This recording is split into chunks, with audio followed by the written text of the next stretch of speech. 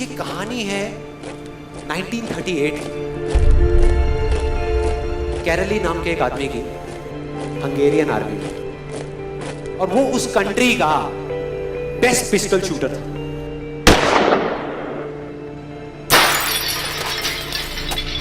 जितनी भी national championships हुई थी उस कंट्री में, उसको वो जीत चुका था। और सबको ऑलमोस्ट कंफर्म था कि 1940s में जो ओलंपिक्स होने वाले हैं उसमें गोल्ड मेडल केरली को ही मिलेगा।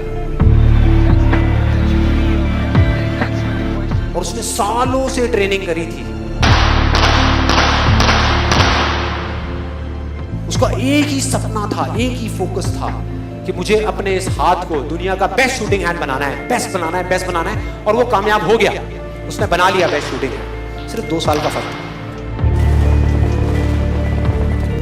1938 में एक आर्मी का ट्रेनिंग कैंप चल रहा था। क्योंकि वो आर्मी में था तो एक एक्सीडेंट हो गया। उसके उसी हाथ में जिससे उसने गोल्ड मेडल जीतना था, उसमें एक हैंड ग्रेनेड फट गया और वो हाथ चला गया। जो उसका सपना था, जो फोकस था, सब खत्म।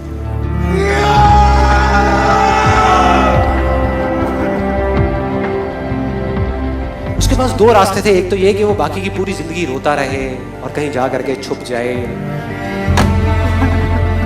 या अपना जो गोल था जिस पे उसने फोकस किया हुआ था उसको पकड़ करके रखे। तो उसने फोकस किया उस पे नहीं जो चला गया था, जो उसके पास नहीं था। उसने फोकस किया उस पे जो उसके पास था।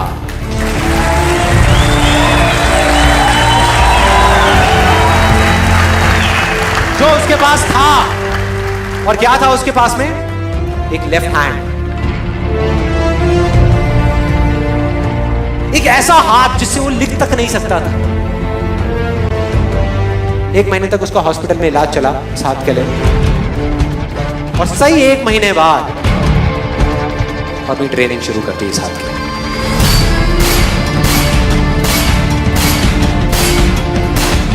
ट्रेनिंग के 1 साल बाद, मतलब कि 1939 में वो वापस आया। नेशनल चैंपियनशिप्स हो रही थी वहीं पे हंगरी में, और बाकी भी बहुत सारे पिस्टल शूटर्स थे वहां पे। उन्होंने जा करके उसको कंग्रेचुलेट किया।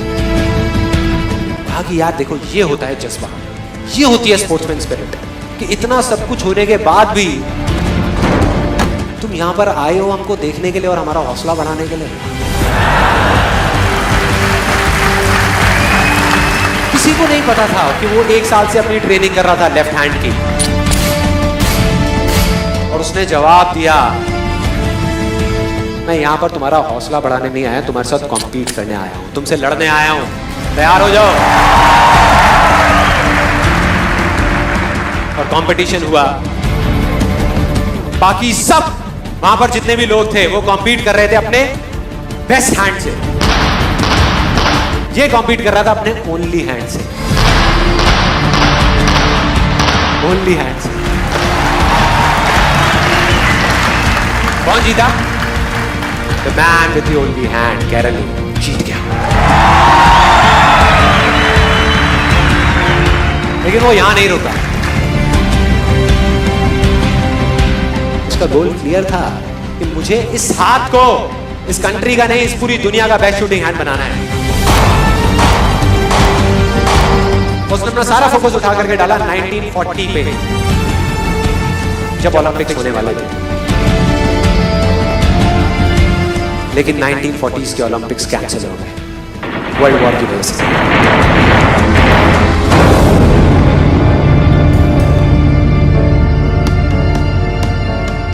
उसने अपना सारा फोकस उठा करके कहां डाल दिया? 1944 में जो ओलंपिक्स होने वाले थे उसके ऊपर। और 1944 में जो ओलंपिक्स होने वाले थे वो भी कैंसिल हो गए वर्ल्ड वॉर की वजह से। फिर से कैंसिल।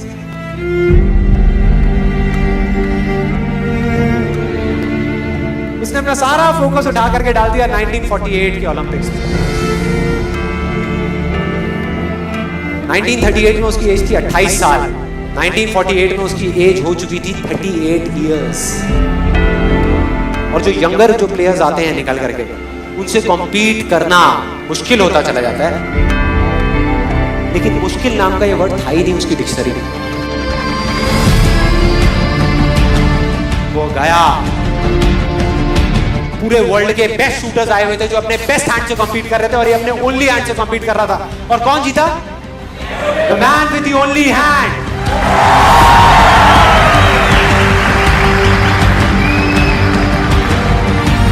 लेकिन वो तब भी नहीं रुका। 1952 ओलंपिक्स, दोबारा कॉम्पीट किया उसने, और इस बार गोल्ड मेडल कौन जीता? गैरल ली। 4 साल बाद दोबारा से, और पूरी की पूरी हिस्ट्री को बदल करके रख दिया ओलंपिक्स। इस पर्टिकुलर कंपटीशन में उससे पहले किसी भी एथलीट ने लगातार 2 गोल्ड मेडल्स नहीं जीते।